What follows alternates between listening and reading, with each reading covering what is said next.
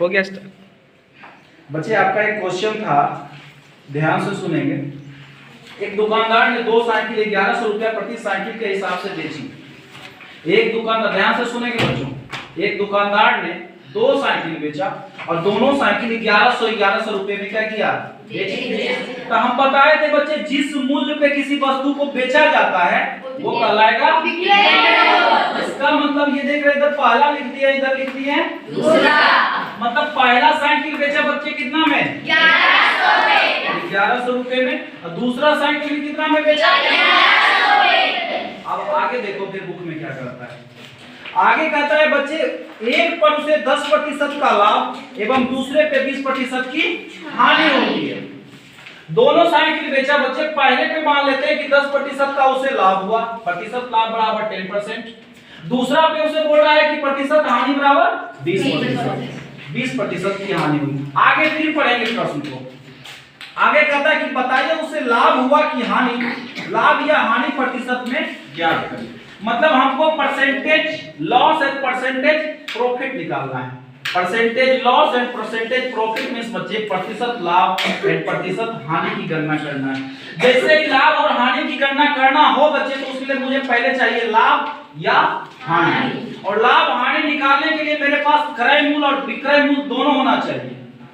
जिस मूल्य पे कोई वस्तु खरीदा उसे क्या कहेंगे, क्रय मूल्य कहेंगे।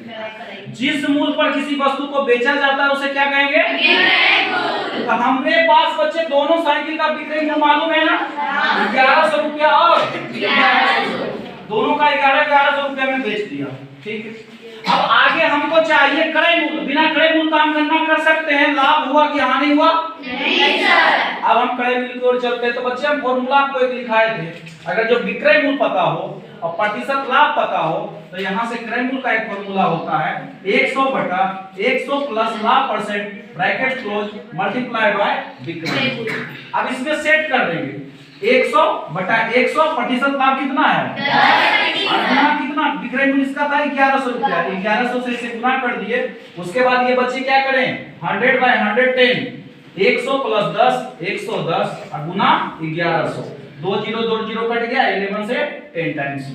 अब इसे क्या करेंगे, गुना करने के मुझे पास आ रहा है 1000, 100 × 10 बराबर 1000। तो पहला साइकिल उसने खरीदा था कितना में, 1000।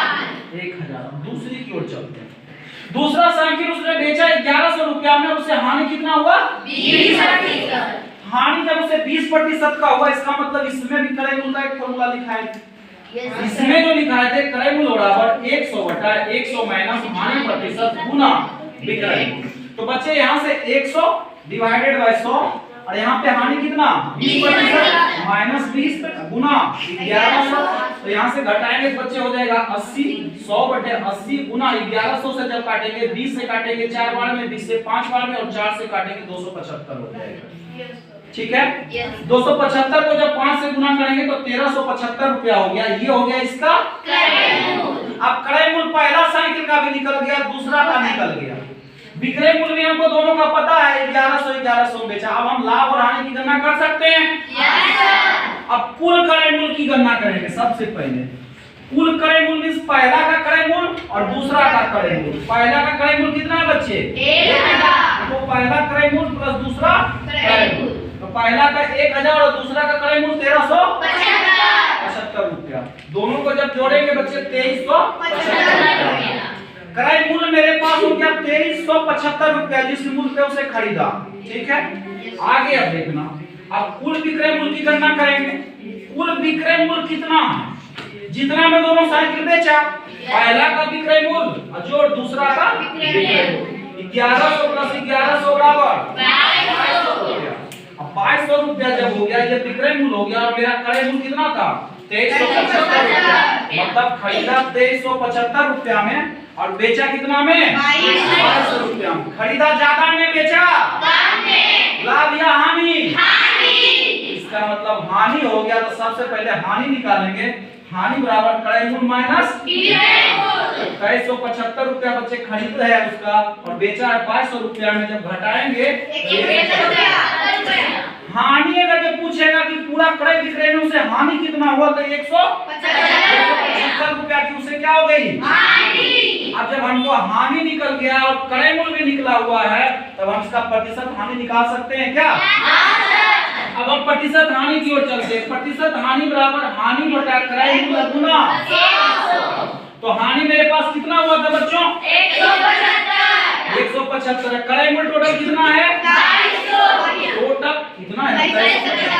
टोटल क्रय मूल्य 275 रुपया गुना 100 ब्रैकेट क्लोज प्रतिशत का सिंबल लगाएंगे।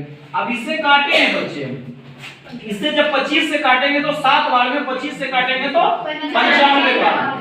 अब 7 गुना 100 बराबर 700 और नीचे में कितना बचा? 95। जब 700 को 95 से भागा देंगे बच्चे तो 7.36% होगा।